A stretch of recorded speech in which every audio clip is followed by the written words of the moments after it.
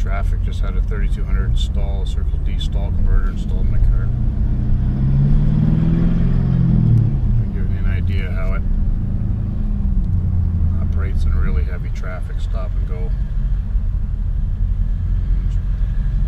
391 gears in the back. There's absolutely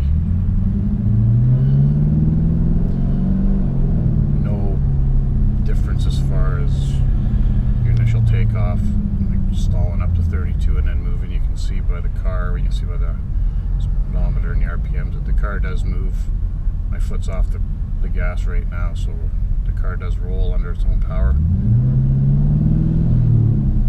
It's but you can really tell it's there when you're moving.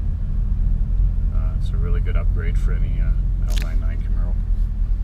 So now we're stopped, sitting here.